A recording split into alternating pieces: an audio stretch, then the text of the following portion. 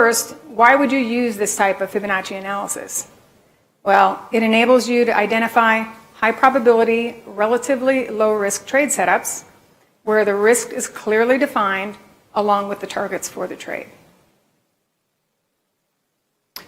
This works basically on any time frame and essentially any good market data. So, for example, if you tell me, you have an IPO, can I analyze it? No, because there's not enough back data to look at. Okay, but pretty much everything else can be analyzed using this method. I've applied this to stocks, ETFs, futures, and the Forex markets. It's an excellent methodology to use with option strategies. And also, you can see things in the market via this type of analysis that you will never, ever see using indicators alone. And that's key. For anybody who's not familiar with the Fibonacci numbers, this is just the basic number series. And I don't exactly use the number series, for this work, but I use the ratios derived by this series, okay? And the number series, will continue out to infinity by adding the previous two numbers in the series, but what you find inside here is what's important. So as far as the ratios, in between those numbers, you're going to find 618, okay? Or the golden ratio, they call it. Now, the other ratios are also related to 618. And the ones that I use in the work are 382, 50%, 618, 786, 100%, 1.272, and 1.618. Occasionally, I will use a confirming ratio, 236 if it's a really large extended move, 2618, which I also use for my third target on any trade setups. Every once in a while, I'll use 4.236, but that's probably not often at all. So the 618 comes in between the numbers of the number series. So for example, what's 21 times 1618? That should come out to about, 34 and change? But the other ratios are also related. So for example, where's the 382? Where does that come from? 100 minus 618. Or how about the square root of 618? That's where we have 786. Or the square root of 1618, which equals 1.272, which is always my target number one for any trend trade setup. So I'm going to go over some of the basics first before I get into some of the more interesting examples of how this works. And we're going to start with price retracements. So, excuse me if you already know this stuff, this is very basic, but we're taking prior low to high swings and then using the ratios of 382, 50%, 618, and 786 to find potential support on the chart. Or I'm taking a prior high to low swing using those same ratios looking for potential resistance. So a couple of simple examples. This is a daily chart of Square. This is where I took a prior low to high swing, ran the retracements. Now in this case, 382 didn't do anything, 50% didn't, but 618 ended up putting in a pretty major low. Okay. In this next example, this is a 30-minute chart of AMAT, and here I just took the prior high to low swing, ran the retracements. In this case, I added the 236. No real reaction. You had a minor reaction at 382. You had a micro reaction at the 50%, but you put in an important high at the 618. So because you're never going to know, which of these single levels is important, what I always look at is I look for the confluence of price relationships when they come together. All right, so those were examples of price retracements. Price extensions are essentially retracements beyond 100%.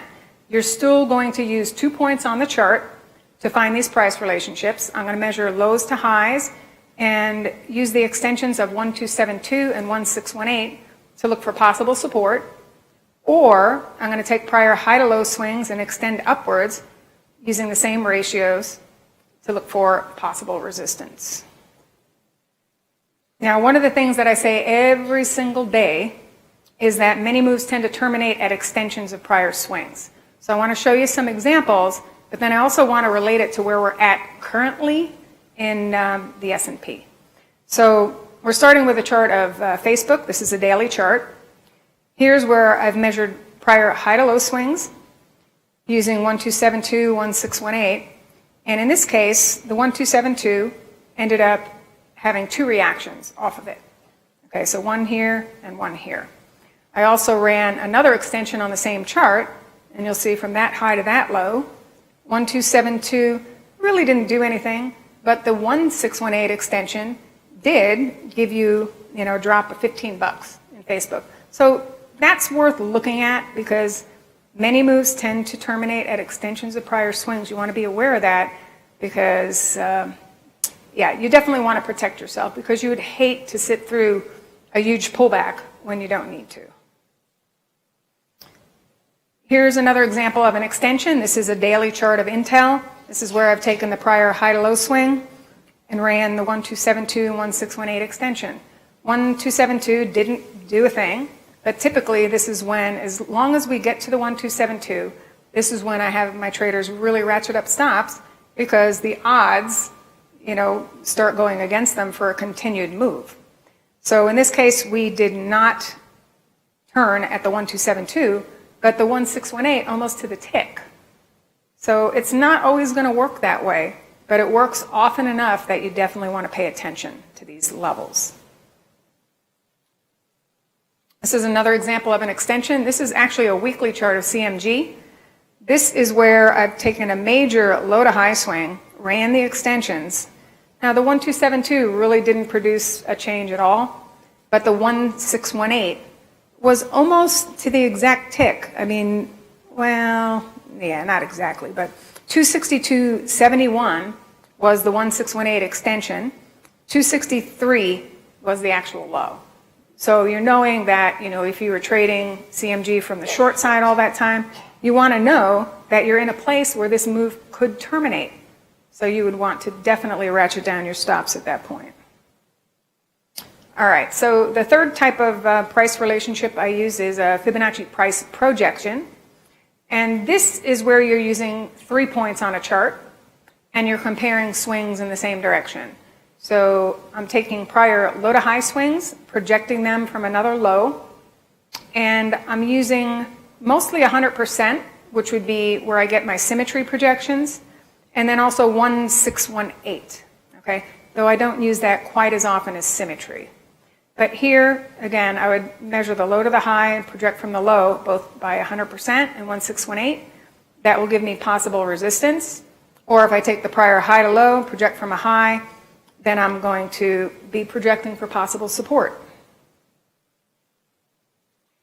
This is an example of a symmetry projection or a price projection, but this is using the 100% projection.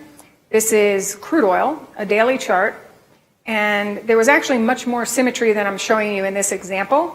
But here, there was a decline of a prior high to low. That was $3.12. I projected that $3.12 from the last high to project for the next possible support decision and possible low. And in this case, it was only 1 penny different. And if you also look at the left-hand side of the chart, you'll see that some of these other swings are pretty similar too. Like this prior high to low was $3.33.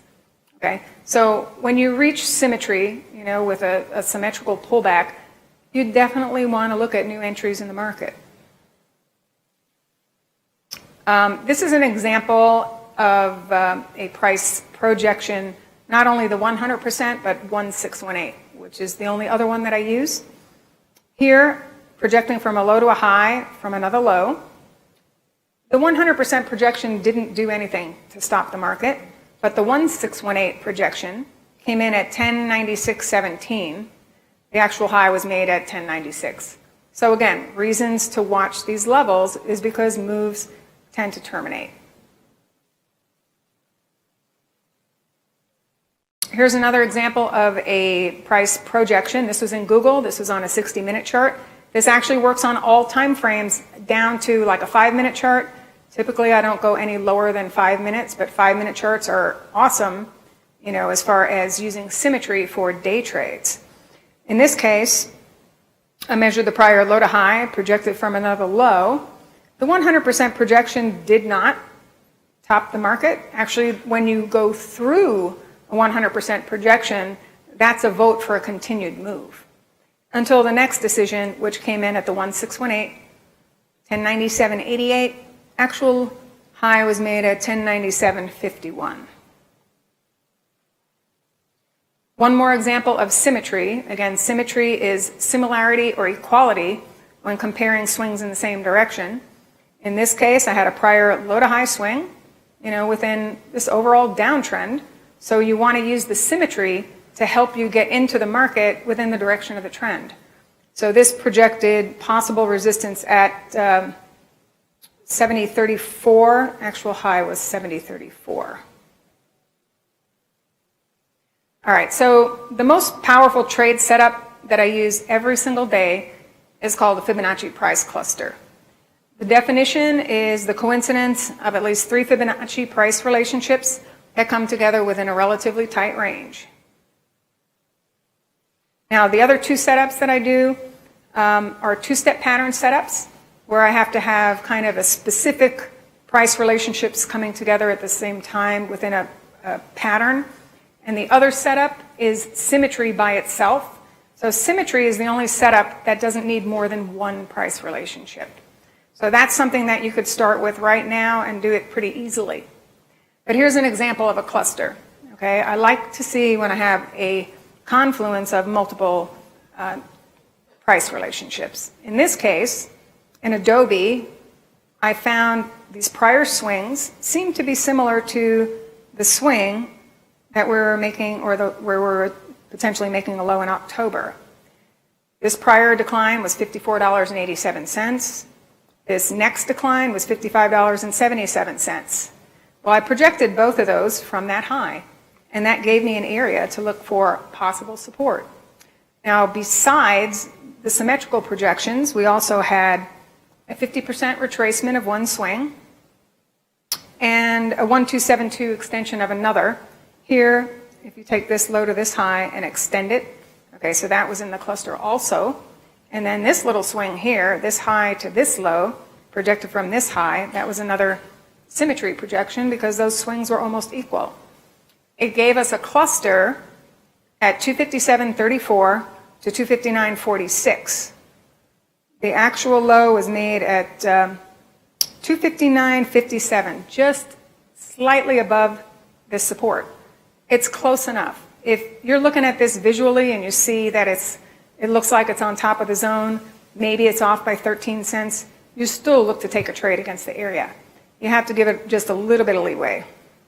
But in this case, you had all those price relationships come together, and your initial rally off of that area was $33. So how do you trade this? Well, first we need what I like to call a trigger to tell us that it's worth placing a bet against the price cluster zone. So for this, though, we go down to a lower time frame chart. You don't have a daily setup and then wait for the daily technicals to kick in. You go to the lower time frame chart because you want to be as close as possible to where your definition of risk is. So you want to have an entry pretty quickly. So that's why we'll go down to the lower time frame chart. Now, I'm going to make these slides available. If you can just go to FibonacciQueen.com, and it should be on the front page, and you'll be able to download these if you're interested. So, this is just like one of the basic trading plans as far as, specifically, is there a method to make money? And it's, setup plus trigger equals trade entry, and then you manage it. Okay, and the setup, so I showed you an example of a setup. The trigger is pretty simple. It's the combo of an 834 EMA crossover along with a pattern shift. And the pattern shift is basically that it needs to take out a prior swing high or a prior swing low, depending on which direction you're coming in. But you can refer back to this, and I also have some free videos on YouTube that will go through examples where we had a setup and then how we triggered an entry. This is a relatively recent example in Apple. Here's where I've taken these prior high to low swings and projected them from the high at that time that was made on October 1st. That gave us a couple of price projections. We also had an extension of the prior swing, so this low to this high extended. And then there was also a 50% retracement of one of these swings. Okay, so you had a cluster. And a cluster can be 3 retracements or 3 extensions or 3 projections, but typically it's mixed up. So here you have a couple of projections, you have 1 extension, and you have a retracement. But what you do need is a minimum of 3 levels to call it a cluster. So we hit and held the zone. This would have triggered initially off of very short-term charts, like a 5-minute chart and all that. But my swing trade trigger, I typically wait for a 15-minute chart to trigger an entry. And in this case, there was pretty much a $35 rally off of the cluster zone. And your risk was just underneath here. So generally, I'm not going to put out trade setups unless it has decent risk reward. All right, this next chart is December crude. This was, this was this past October. And this can be pretty simple, where in this case, all I had was symmetry by taking a prior high to low swing and projecting from the next high for possible support. And then I also had a 618 retracement of the low to the high swing. That gave us 52.43 to 46 for a zone. Actual low was made at 52.46, and it rallied $4.46. How many of you trade crude? That's not like little money. That's a nice, good, solid swing. But notice that the definition of risk, if you got in relatively close to the area of support, was really small compared to the profit. I also want to show you an example of intraday timing. Now, I did not do intraday timing very much at all until last year because I finally got to work with my friend Tammy. So she's doing a lot of the index work for me during the trading day. So that allows me time to actually really fine-tune some of these intraday charts. So this is an example of Amazon. It is a 30-minute chart. I ran, all possible retracements, extensions, and projections, came up with a price cluster zone for a possible low at 1812 to 1819 area.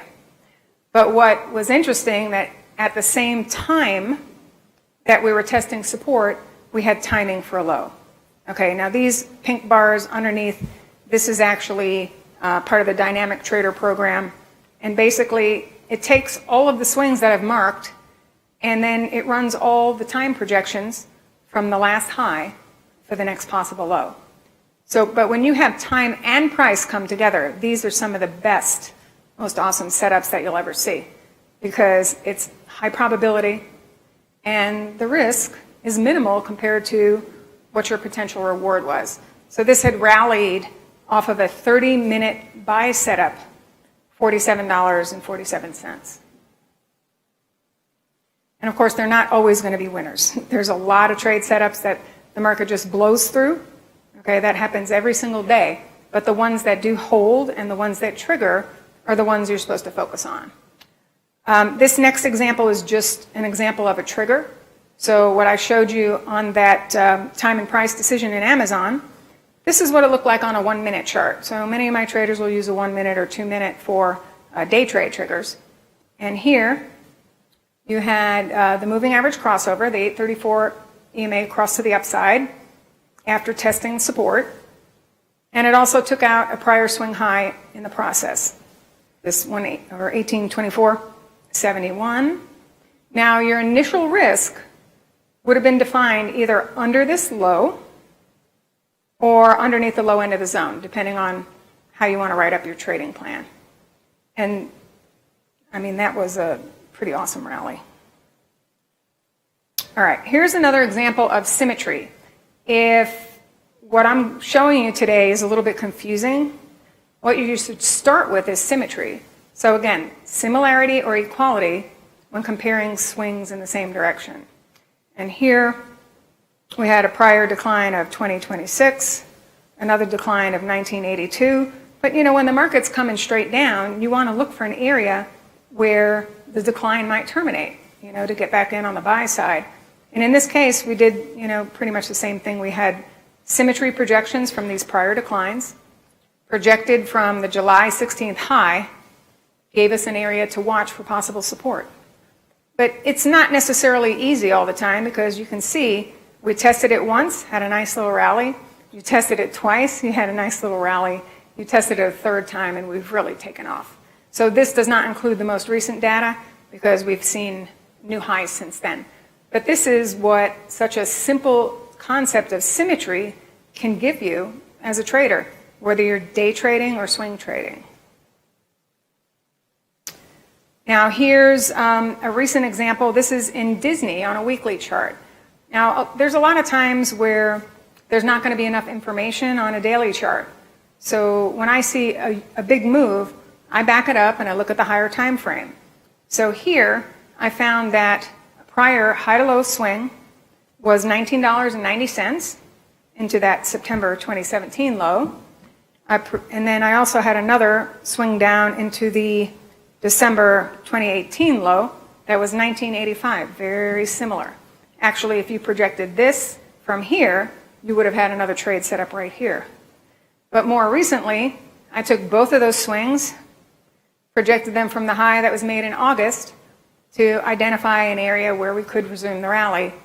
And in this case, it came in 127.25 to 127.69. That included two 100% projections, which are these prior swings, a 50% retracement of one swing, and a 382 of another. And that's basically all you need for a trade setup. So when you're trading down here and you take an entry on a 15 or a 30-minute chart, your risk is relatively low compared to the potential target, which in this case was 152.48. Now, I took that snapshot before earnings, and earnings to me is always a crapshoot, because I don't know if my work's going to hold up or totally break down. I think I missed putting that one in there, because we did make a higher, oh, here it is. We did end up seeing so far a rally of $12.71, but know that since this has held up, and if the pattern plays out fully, your target's 152.48. So I'm going to be setting up pullbacks for buy entries in Disney, unless it breaks back underneath that low. Okay, now here's a symmetry projection that sadly did not hold for more than it did. This was a decline in Amazon that was $292.40. And we also had a decline here that was very similar at $292.28. I mean, that's not exactly the same, but it's extremely similar. So not only did we have the symmetry in price, I also had a group of timing cycles. The way that I do timing cycles is I'm basically measuring prior highs to highs or lows to lows, lows to highs, and all that good stuff, and projecting forward in time. And when I get a cluster of timing projections, I anticipate a reversal of whatever the market's doing at that time. So as we were trading straight down in Amazon, and we had price support, and we also had 1, 2, 3, 4, 5 cycles between August 26th through the 28th, I wanted to anticipate a low. So what did you need to see? You basically needed to see a buy trigger. Your risk at that point would have been underneath this support. And if it would have played out fully, it would have gone to 21.15. But it ended up failing underneath there, you know, had a couple of bad tweets and all that good stuff. So yeah, it was good for this initial rally. But if you're trailing a stop, let the market take you out, because there's no guarantee that you're going to make a target. All right, here's another example of just symmetry. So again, if you want to start simple, if you want to do some of your own work, compare the swings in the same direction. In this case, Roku, I had a decline of 1887, a decline of 1707, decline of 1933, decline of 2098, and I projected all of those from the high that was made in July to look for the next possible support. We ended up coming up with 92.46 to 96.37. It hit, it held. I don't know if this was earnings or something like that here, because you had that gap up. It might have been a piece of news. It was probably earnings. But the actual low was made directly in this zone between 92.46 to 96.37. It hit, it held. It met multiple targets on the upside. But it's such a simple projection. I think I'm down to just another couple slides. I'll take questions afterwards if we have time. This is an example in Baidu. Okay, it was a daily chart in Baidu. And again, if you get time and price come together, it's a higher probability setup. In this case, I found that I had the confluence of cycles between the 29th through the 31st. Measured a prior low-to-low swing. I measured another low-to-low swing. I measured a high-to-high swing. And then this was an alternate projection. I think it was this high to this low, projected from the high. And at the same time that we hit timing for a possible reversal, we hit price support at 10037 to 93. It hit, it held, it had a really nice rally initially. If you were willing to sit through earnings, which I don't suggest it because, you know, you can see things like Google going $100 the wrong way. But it did have a continued rally, and so far we've seen a rally of 2093. I'm not a buyer up here, but I would look at the next pullbacks. This is an example in Sherwin-Williams. This is another example where I've had to back it up to a higher time frame. Because when you're seeing this market trade down, the daily chart looks like garbage. But if you back it up and look to the higher time frame, you'll see patterns. So in this example, I had a prior decline of $76.08, another decline of $73, and I projected both of those from the next high, since we had a very healthy decline. That gave us the 359.07 to 362.15 area. Actual low was 362.36. And what followed was a rally to the 1618 extension. And what was your risk? Your risk, if you got in relatively close to here, was what? A few dollars versus the rally lasted 64 bucks. And you know, we never know for sure what the market's going to do, but if you have a setup like that, it's worth following. And one other thing that I want to share on this particular chart is that not only did we have the price symmetry, we had time, because one of these prior declines was 15 weeks down, and the most recent high to low, or on this particular chart, was 15 weeks. So you had time and price come together. I think this might be the last example. This was in Tesla recently, and again, this was just simple symmetry, because I did a presentation recently for Traders for a Cause, and they gave me 12 minutes to speak. So what I did was I just went over 10 symmetry examples, because it has value by itself. And in this example, I had a prior high to low swing that was $35.68. I projected it from the next high. It gave us the 217 area. Actual low was made, looks like, just slightly above it, 218.36. And obviously the rally followed. That was a $122 rally that if you'd gotten involved down here, the risk was probably only like $5. And this stuff is really good to work with. Options, how many of you trade options? Okay, yeah, options is really a good way to go with this. I did add one last chart, because I do want to show you that, you don't see the extensions on this particular chart, but the SNP Cash is extended, which means it's in the position for a pullback. It doesn't mean that it's definitely going to happen, but it's in the position to do so. But what I'm seeing here is I have a high-to-high cycle that comes in 100% November 12th.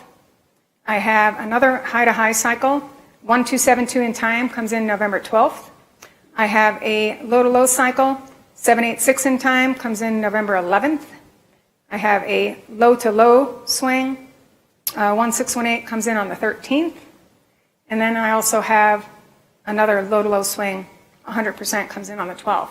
So I'm not calling the top, I'm not calling a crash. I'm just telling you that there is time resistance to the rally off of the October lows, and it's a really good time to ratchet up stops. If the market just keeps moving in your favor, great, but at least anticipate the possibility that if the market turns, get out of your long positions. Huh? I can't really hear the question. Oh, the price extensions, well, I don't have it on this particular chart, but I can see if I can open it. So oh wait, do we have internet in here?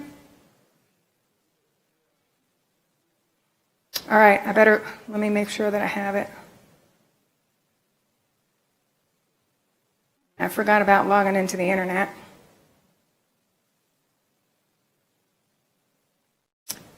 Come on. Unless I'm signed in from the last time I was here. That's insane. Is it possible? It's probably not that fast. Let me try and see if I can open this.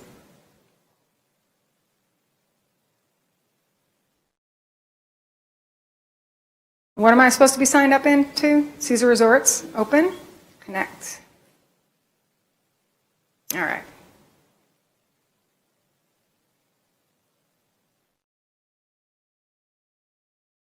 Oh boy, okay, here we go.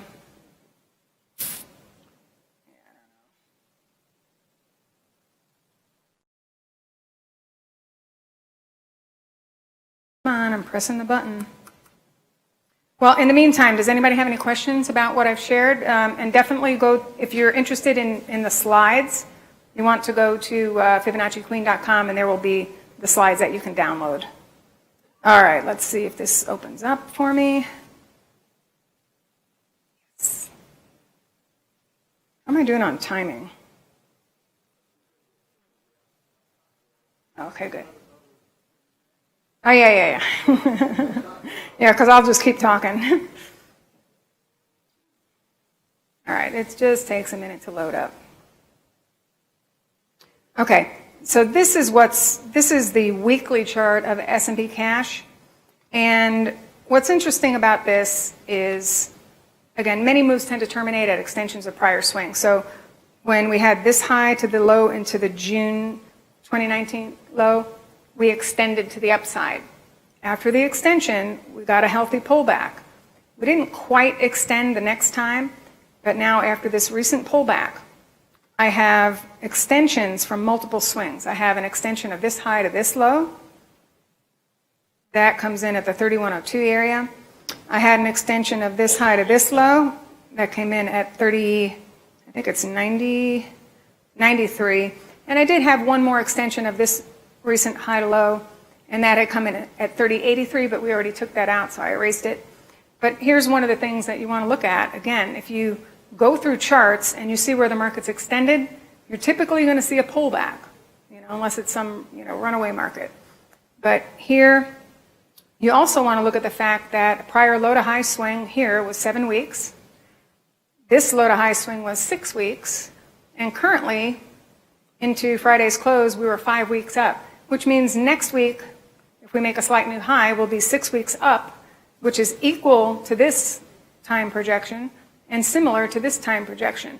So again, it's another warning that we should at least get a pullback. And again, it might not happen because a lot of times there's so many people that are short because they're like, oh, well, we've gone too far too fast, and they're getting short, and that actually ends up being the fuel for the fire. Is there another question? Yep.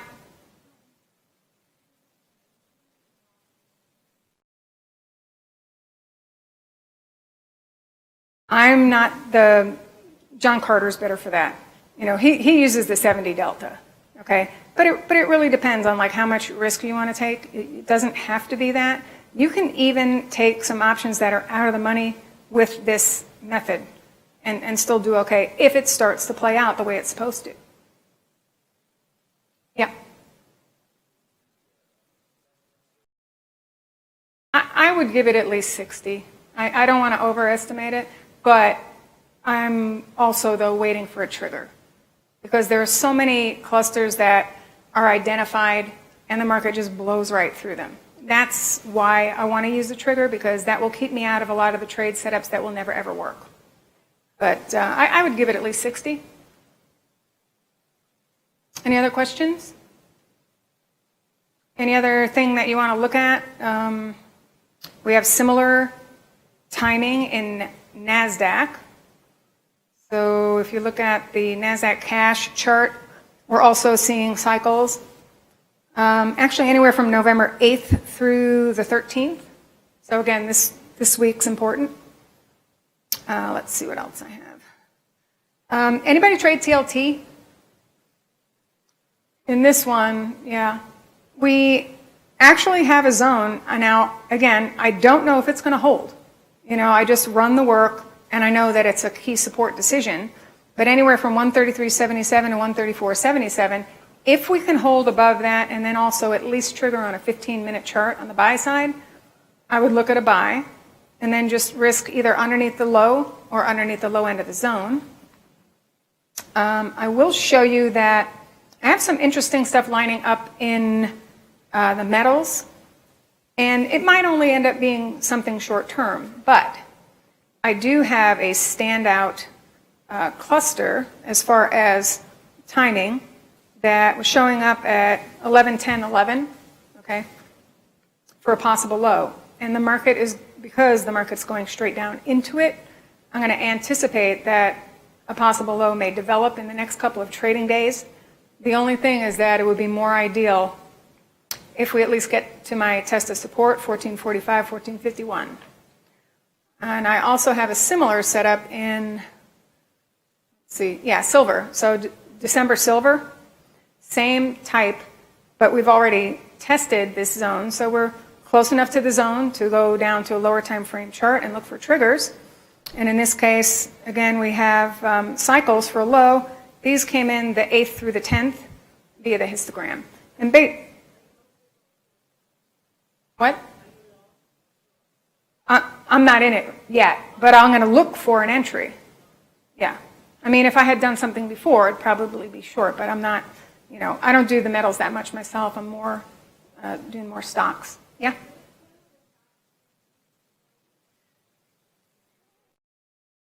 Yeah, it's not in a good position, though. Let me see if I can get this up. Because there's something that you'll notice about where it's at relative to the moving averages. I think it's on this workspace. I do have some potential support coming up, but this is what you need to notice about, the market when it was trading higher. You were clearly above the 200 and you're above the 50 as far as the simple moving averages. And now you have declined for more than all these prior declines here, which means it's still vulnerable to the downside. You're below the 50 simple, and but you are above the 200. And the 5 and 13 are in a sell mode. So this is not going to be as high a probability setup as some of these others, where the moving averages are on the right side. But it is still worth looking at. I do have potential support. Don't have a buy trigger yet. Huh? Well, it's 710.42 to 721.22. You're still on top of support. You need to have, a trigger with either a 15-minute or a 30-minute if you're going to take it overnight. And just know that if you use the more aggressive swing trade trigger, you will get stopped out more often. But if you use the 30, not as much. But it will be further away from your risk. Yeah. I'm looking for the 834 EMA crossover. I do have my own YouTube channel just under my name, and I have how to use triggers to make money. That's a video that's available there. but it's just 834 EMA crossover plus taking out either a prior swing high for a buy or taking out a prior swing low for a sell. Yeah. I found that it's good on both the indexes and the equities. No. Anything else? Well, thank you for joining me. And like I said, if you're interested in the slides, then please download them on thefibonacciqueen.com.